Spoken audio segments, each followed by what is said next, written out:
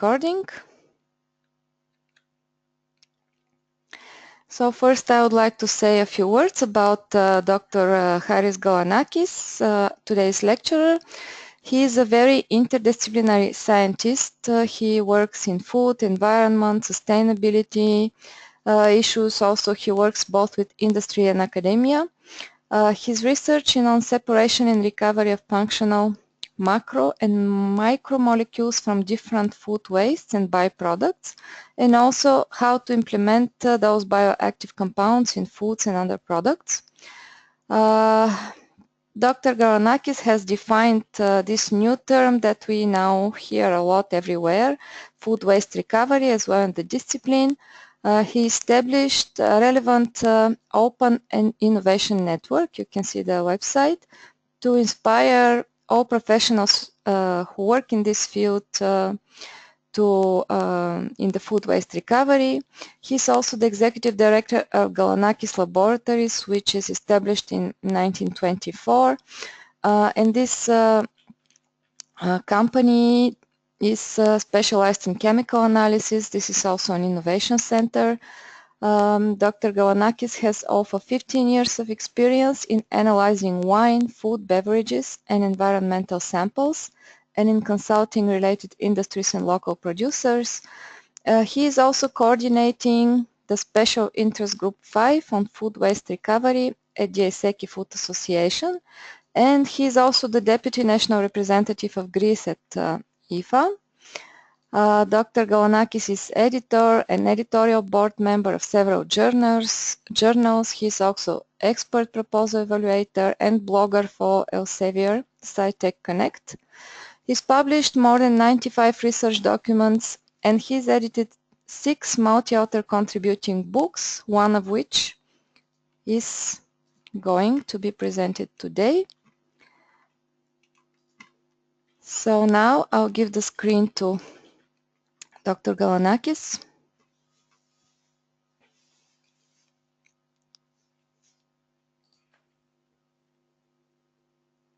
Hi, Haris.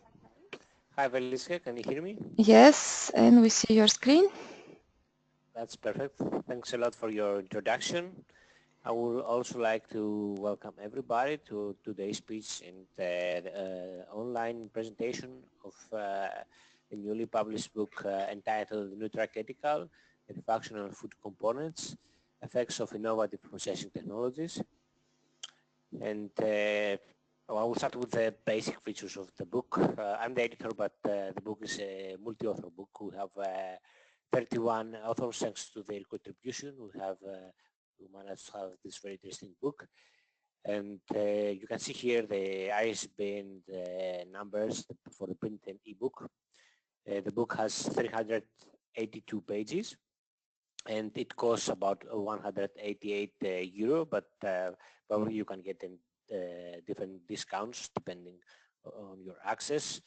So now the key features of the book is that it provides a holistic view of the interactions between novel and processing technologies and food components. It explains how innovative techniques impact the nutritional value of ingredients commonly used in functional food and nutraceutical products. And finally, covers food applications, shelf life. The broadcast is now starting. All attendees are in listen-only mode. So what are the goals of the book? The foods contains major and minor... Haris? Yes? Could you please start from the beginning, because I have forgotten to press the start broadcast button. Sorry about this. Let's start over. Okay. Is it okay? I'm Yes, so sorry for this. Okay, can you hear me now? Can you watch the screen? Wait. I would like to present you first, if it's okay. Okay. Yes. Hello, everyone. I'm very sorry about this misuse of the control panel.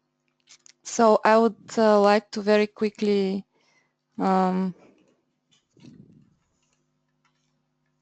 go through our presentation again. So today's webinar is a book presentation, as you already know. It's on nutraceuticals and functional food components, effects of innovative processing techniques. Our presenter, Dr. Galanakis, is from Galanakis Laboratories, Hania, and my name is Vilichka Gocheva. I'm from Bulgaria. So I'll first give a very brief introduction how you can use control panel and how to ask questions. We'll have an introduction of our speaker and presentation by Dr. Galanakis. So this is your control panel. You can post questions in the questions panel, any questions that you have to our speaker or any comments, and I will deliver these questions to our lecturer after he finishes his presentation, and he will answer to you directly by microphone. This is the minimizing panel button, a full screen button, and with this button you can raise your hand if you would like to talk directly in the microphone to us. And this is the button to mute or unmute your microphones. All microphones are muted during the session and the session is recorded. For any other topics that you'd like to have to see in our webinars, please send your suggestions to office@isekifoodnet. And I would like to say a few words about our presenter. He is from Galanakis Laboratories in Hania, Greece, very interdisciplinary scientist in food, environment, sustainability. He also worked with industry and academia, both. His research is on separation and recovery and functional macro and micromolecules from different food wastes and byproducts. Also on implementation of bioactive compounds in food and other products. He has defined the new term and discipline of food waste recovery and has established the relevant open innovation network in order to bring together and inspire professionals working in the food waste recovery. He is also the executive director of Galanakis Laboratories, which is established in 1924 in chemical analysis, dealing with chemical analysis. This is also an innovation center. He has more than 15 years of experience in analyzing wine, food, beverages, and environmental samples, and in consulting related industries and local producers. He is also coordinating our special interest group 5 on food waste recovery at the Iseki Food Association and is Deputy National Representative of Greece at IFA. And Dr. Galanakis is also an editor, an editorial board member of several journals, expert proposal evaluator, blogger for Elsevier SciTech Connect, very active expert. He's published more than 95 research documents and edited 6 multi-author contributing books, one of which you will see presented today. And now I will give the screen to Dr. Galanakis.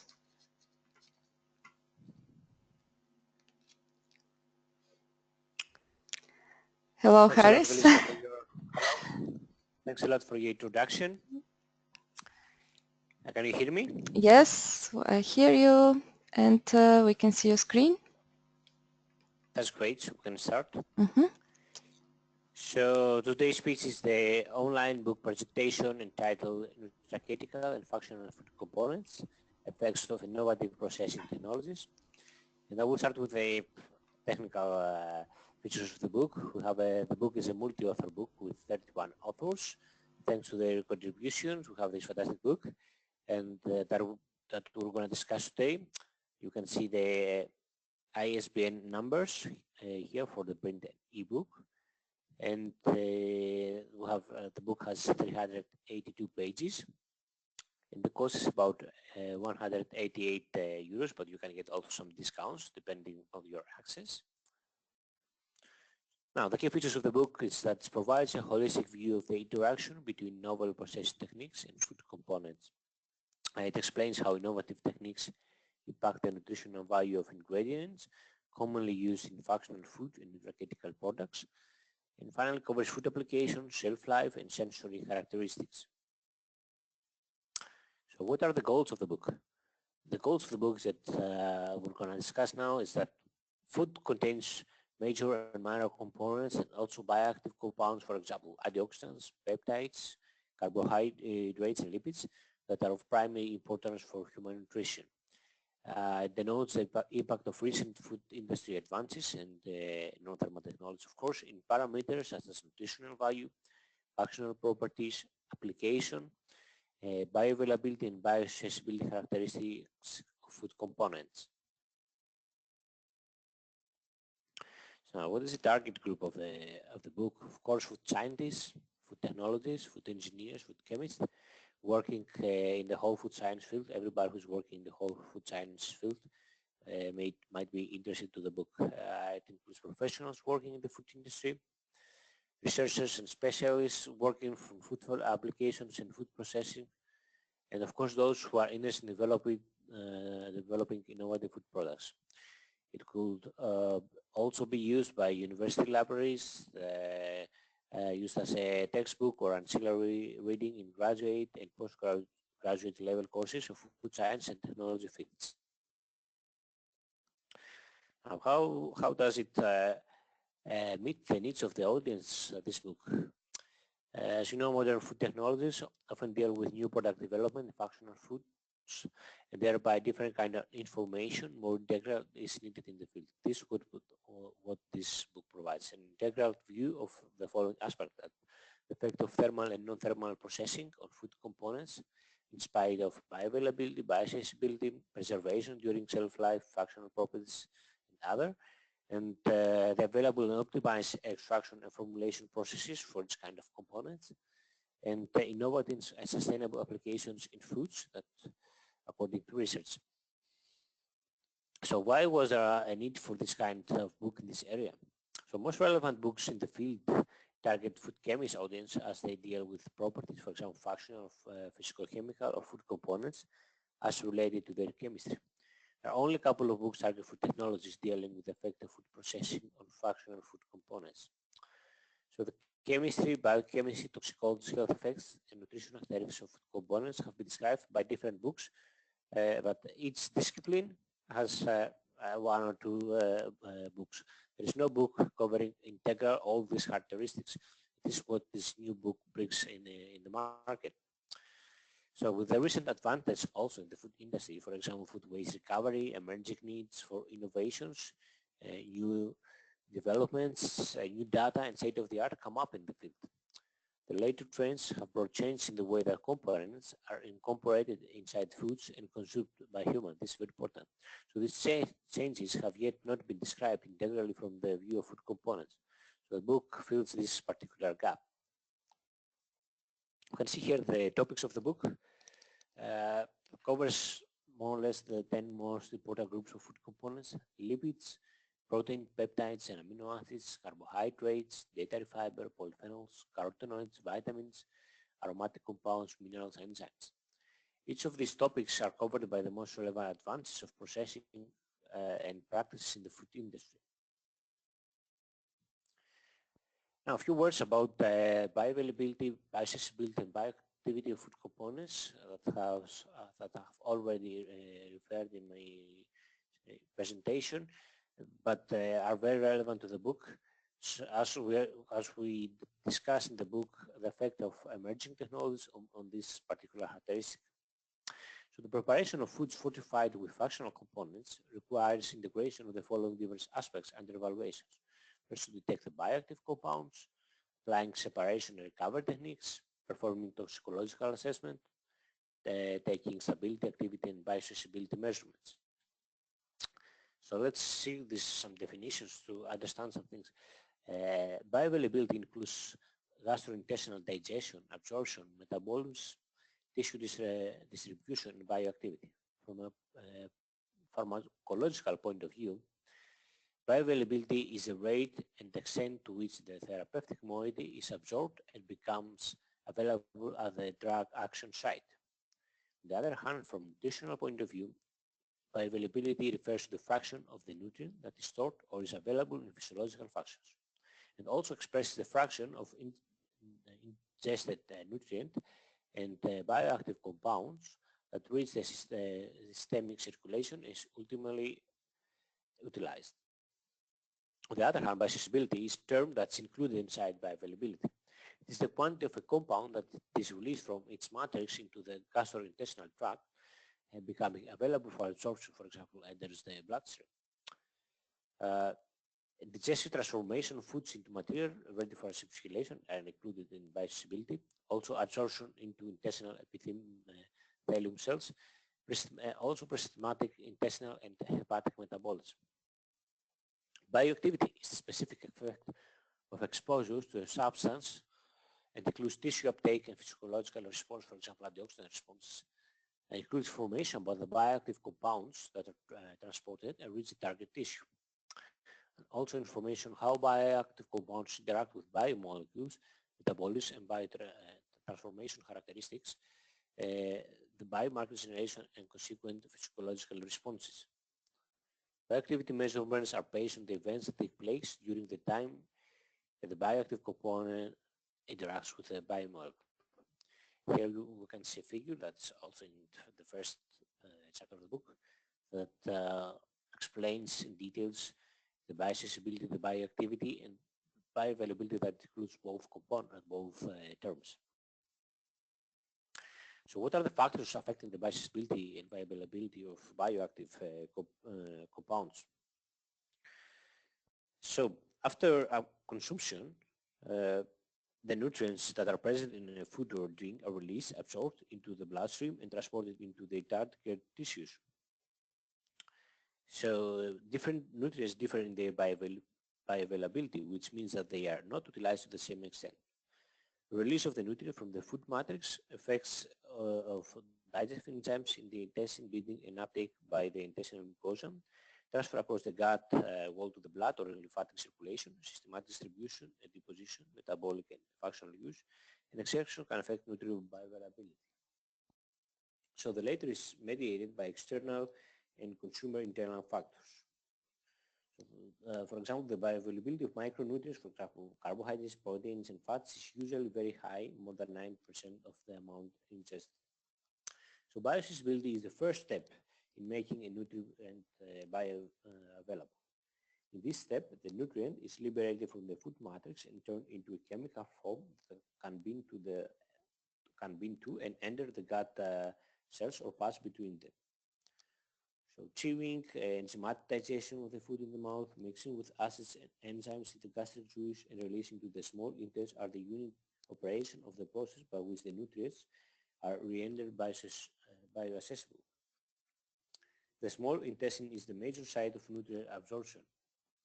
Enzymes of the pancreatic juice continue breaking down the food matrix. So certain procedures involved in food preparation like cooking, chopping, or putting collaborate with mastications and enzymes the digestibility of food matrices. So the oral bioavailability of bioactive compounds drastically affected by the restricted release of compounds from plant matrix, the solubility in gastrointestinal fluid, the permeability across intestinal epithelial cells, as well as the enzymatic chemical reactions occurring with the gastrointestinal tract.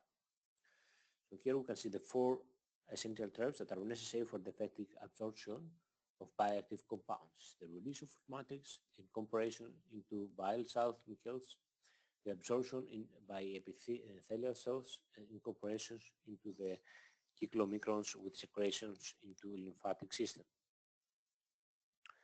So now a few words about the trend of emerging technologies, so-called, or the non-thermals in food processing.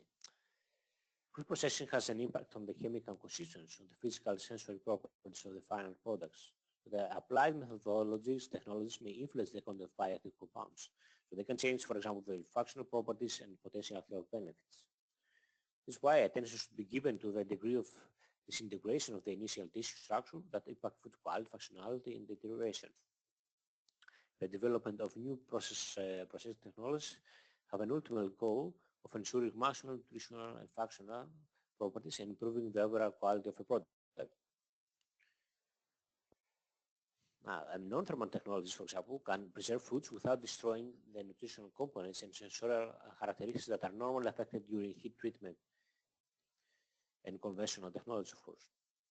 So these techniques applied in both research institutes and food industry more lately include and target shortening target. I mean they affect the process by shortening of processing residence times, accelerated heat and mass transfer, control of Maillard reactions, and of course improvement of product quality, enhancement of functionality, and protection from environmental stresses and extended preservation.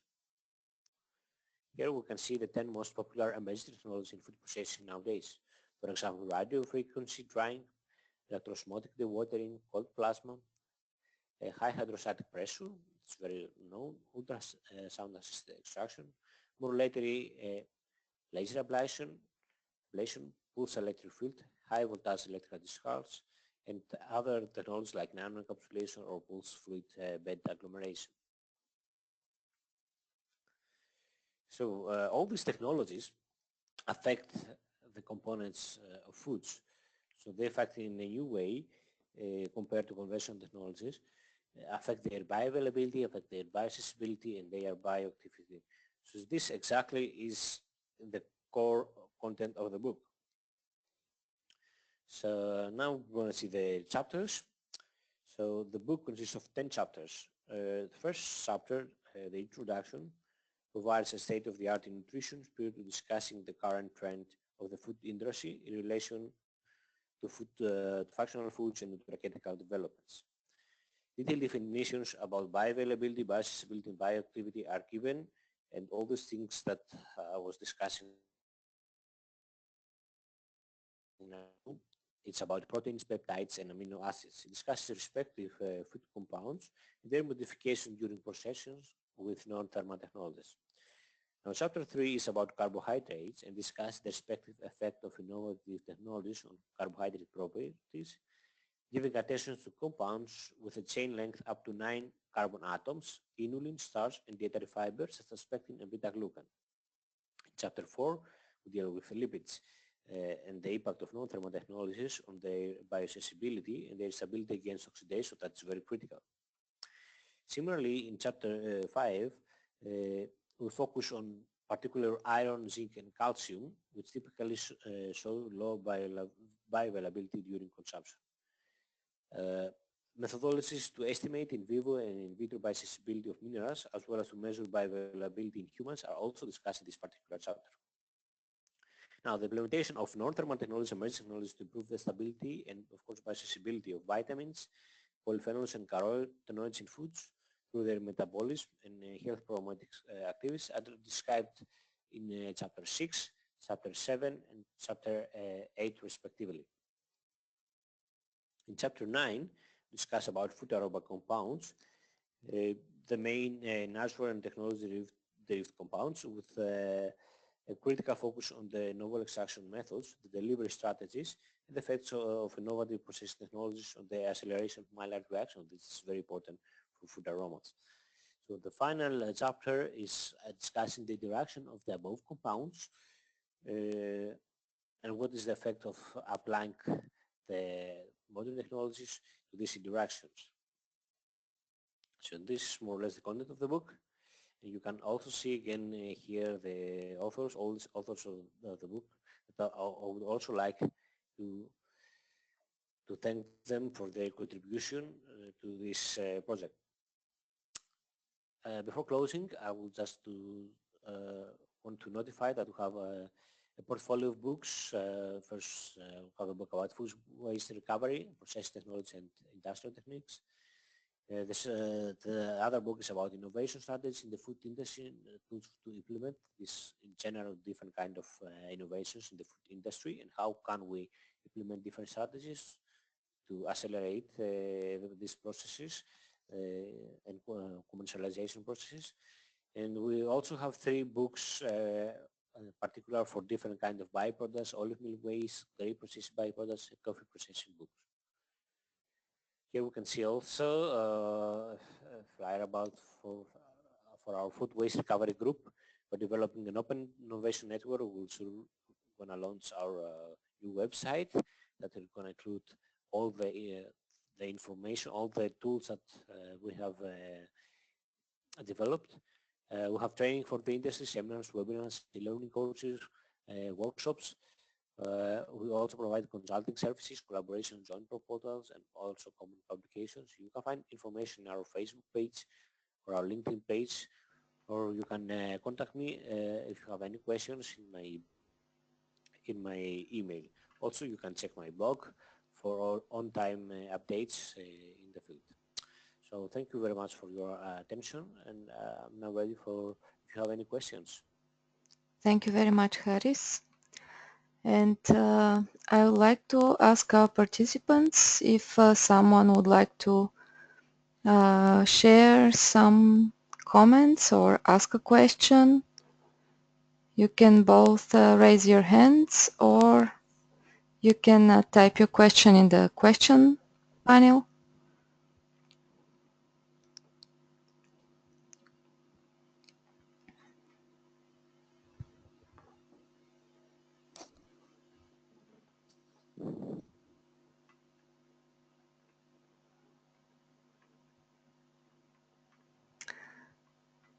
Okay, we have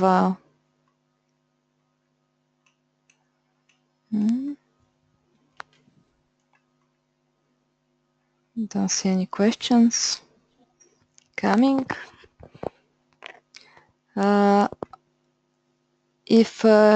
Okay, you have a comment from Bakitku Abjiparova. She says, very interesting presentation. Thank you very much. So, thank you very much, Haris. You're welcome.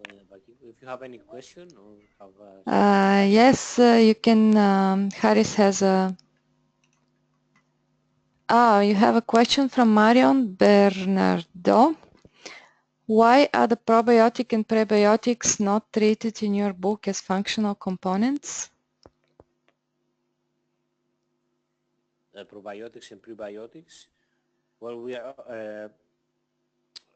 target the basic food components. I mean, probiotics are referred to microorganisms, and prebiotics may be referred to different kinds of compounds. So, and of course, it's something about the literature. I think, especially with regard to prebiotics, there are not so many references with the effect of emerging technologies. So this is important, so we can be included in this particular book.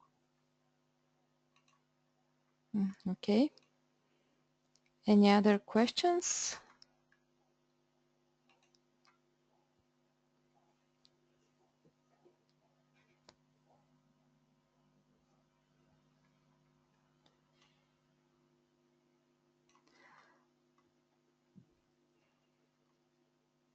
Marianne says that new technologies are required to improve the stability of probiotics in foods. And probiotics. Yes, that's not only of probiotics, of all kinds of new functional foods, and generally innovative foods. They have to be stable. So yes, it's very important. It's a big issue. Yes, we have all these formulations, and then their actual nutritional value is totally different compared to what is expected by the initial formula, exactly because they're not stable. But I noticed your question, so perhaps in one of the new books we have a chapter for this particular theme, issue. But stability is covered a lot in this particular book. This is very critical. This was one of the main issues for each chapter separately. I was maybe 10 years ago, yes, I went to a conference for probiotics and saw a presentation which had shocking data. So many products on the market did not have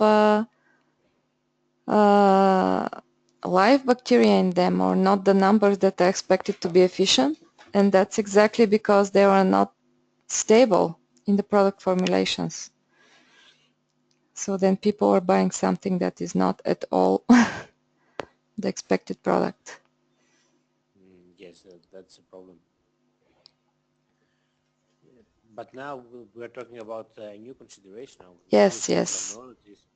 If they are introduced in the food industry, then we need new data actually, because we're talking about a completely new effect of these technologies. But I agree that stability is very important. Are there any other questions or comments that our participants would like to share? You have thank you from Marion. You are welcome. Marion, if you have any other question, you can send me an email or Yes. discuss any of these issues. If any of you has other questions for Dr. Galanakis, you can always contact him on his Facebook page or in his blog or by email. So you can continue the discussion at any time with him. Thank you very much for being with us today. So the next presentation on Dr. Harris's other book will be on April 4th. I hope you can join us again for that presentation, and also for the webinars, for the other webinars that are organized by the Aseki Food Association. So thank you very much for joining us today, and thank you also Dr. Galanakis for presenting this book, and we all meet again for our next webinar. Have a great day. Thank you very much, Feliska, and thanks everybody for their participation. Have a nice day. Thank you. Bye-bye.